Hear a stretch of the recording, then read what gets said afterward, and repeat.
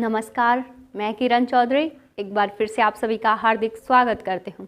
उम्मीद है सब बहुत अच्छे से होंगे और अच्छे से हो तो चलो अपनी पढ़ाई हम कंटिन्यू करते हैं।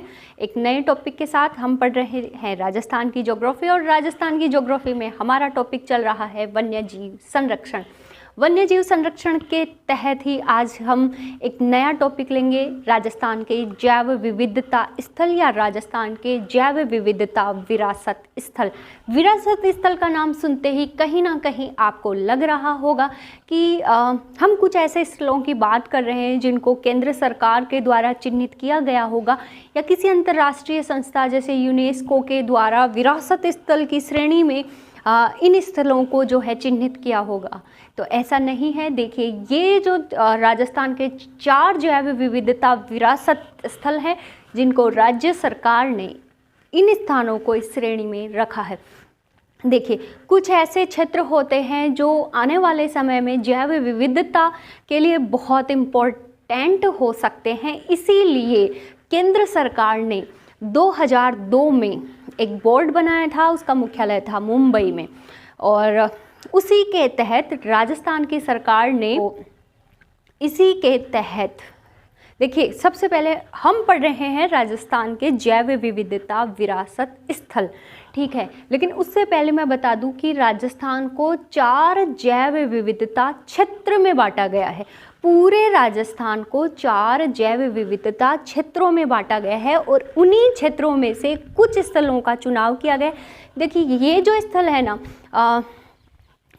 इनमें क्या होता है, जनता की भागीदारी भी बहुत महत्वपूर्ण होती है। कुछ स्थल होते हैं जो जैव विविधता की दृष्टि से महत्वपूर्ण होते हैं, तो वहाँ जनता की भागीदारी प्लस गवर्नमेंट के द्वारा उस क्षेत्र को संरक्षित किया जाता है। तो सबसे पहले हम बात कर लेते हैं राजस्थान, पूरे राजस्थान को देखते हैं कि किस तरीके से उसे 4 जैव विविधता क्षेत्रों में बांटा गया है। तो आइए देखिए,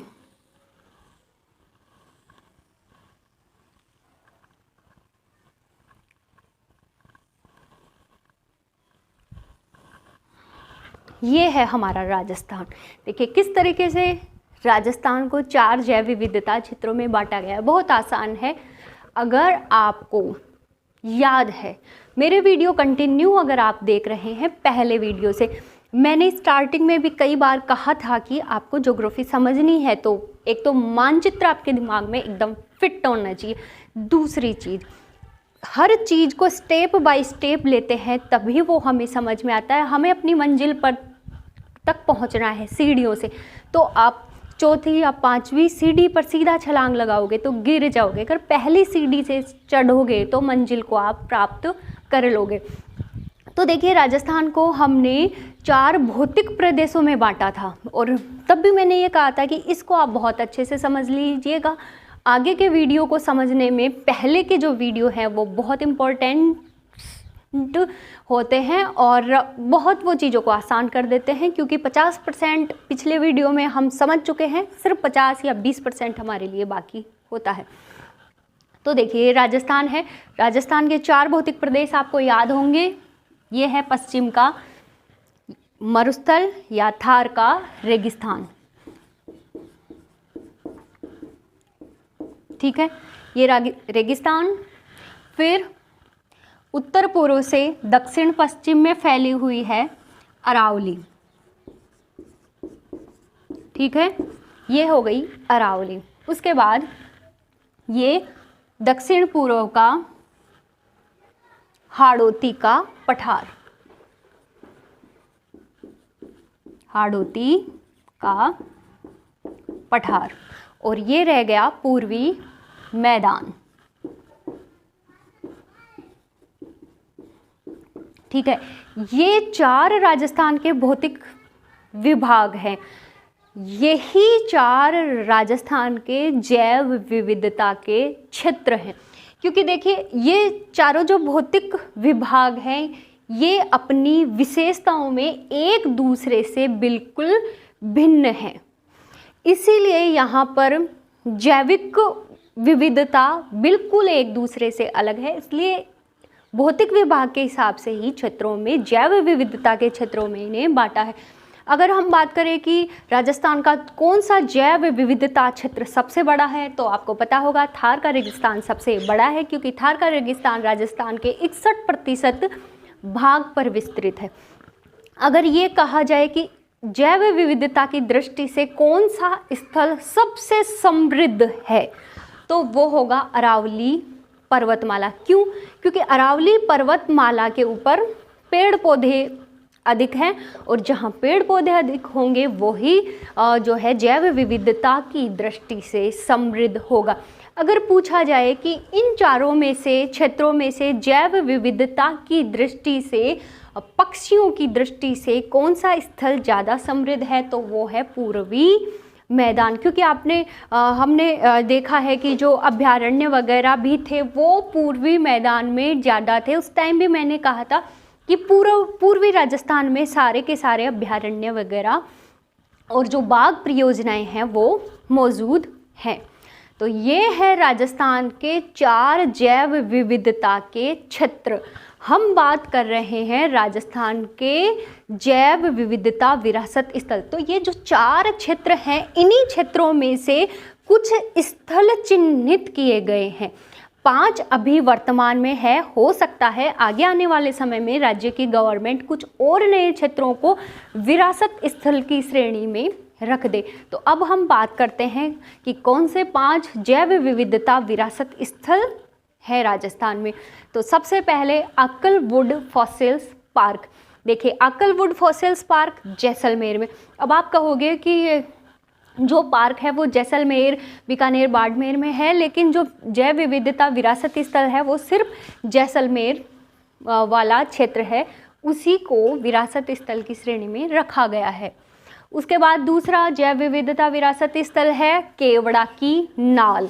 केवड़ा की नाल है उदयपुर में। केवड़ा की नाल आपको याद आया होगा कि कुछ और कारणों से भी जो है हमने इनको पहले पढ़ा था। एक तो नाल याद आया होगा, दर्रे को हम नाल कहते हैं। अरावली पर्वतमाला को अगर हम पूर्व से पश्चिम और पश्चिम से पूर्व राजस्थान के अगर हम जाते हैं तो हम पर्वत के ऊपर से नहीं जाते, बल्कि उसके बीच में जो दर्रे होते हैं उनसे हम पार करते हैं, जिनको हम उन्हीं दर्रों को नाल के नाम से भी पुकारते हैं। तो केवड़ा की नाल उदयपुर में याद आया होगा। इसके अलावा एक चीज़ और है जिसकी वजह से आपको याद होगा केवड़ा की नाल। केवड़ा की नाल से एक नदी का उद्गम भी होता है, मासी नदी। तो नदियों वाले पार्ट में भी आपको याद होगा कि मासी नदी का उद्गम होता है केवड़ा की नाल उदयपुर से। तीसरा जैव विविधता विरासत स्थल है रामकुंडा उदयपुर, ठीक है। चौथा नाग पहाड़ अजमेर। नाग पहाड़ भी आपको याद आया होगा। कुछ चीज़ें हैं जिसकी वजह से नाग पहाड़ को आप जानते हो। लूनी नदी का उद्गम नहीं, लूनी नदी का उद्गम नहीं। लूनी नदी तो सागरमती और सरस्वती 2 नदियों के मिलने के बाद लूनी का जो है उद्गम होता है या उसका नामकरण होता है। तो लूनी नदी कौन सी 2 नदियों के मिलने से होती है? सागरमती और सरस्वती। तो नाग पहाड़ से कौन सी नदी निकलती है? सागरमती, ठीक है। सागरमती नदी नाग पहाड़ से निकलती है और उसके पास से ही उद्गम होता है सरस्वती का। दोनों थोड़ी दूर आगे जाके मिल जाती है और वहीं से नामकरण होता है लूनी नदी, ठीक है। अगला और लास्ट राजस्थान का जैव विविधता विरासत स्थल है छापोली मनसा माता झुंझुनू। तो देखिए 5 जैव विविधता विरासत स्थल अक्कलवुड फॉसिल्स पार्क, केवड़ा की नाल, रामकुंडा, नाग पहाड़, छापोली मनसा माता। तो ये था राजस्थान का जैव विविधता स्थल। याद रखिएगा, जैव विविधता क्षेत्र पूछे जाए तो आपको ये 4 करने हैं, जैव विविध और स्थल पूछा जाए तो ये 5 क्षेत्र और स्थल। कंफ्यूज नहीं होगा उम्मीद है मुझे। और अगर आपको मेरा ये वीडियो अच्छा लगा है तो लाइक, शेयर और चैनल को सब्सक्राइब करना बिल्कुल मत भूलिएगा। ये एक तरीके से मेरे लिए मोटिवेशन या कह सकते हैं फीडबैक होगा, तो इसमें बिल्कुल आपको देरी नहीं करनी है।